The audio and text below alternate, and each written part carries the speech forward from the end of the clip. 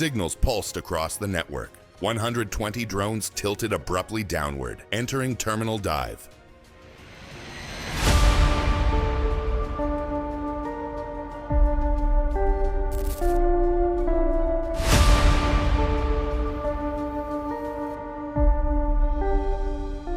At 8:34, 15 seconds of consecutive impacts tore through the compound. Storage tanks ignited into rolling bursts. Secondary detonations traveled along buried conduits. And transformer yards erupted into arcs of power. Electrical grids feeding the district flickered and went dark. With water pumps disabled, internal fire systems lost pressure. Observers miles away saw the glow expand as substations cascaded offline one after another. The breaches across Kometa were not achieved by numerical swarm mass alone, but through coordinated logic that dismantled defense timing itself.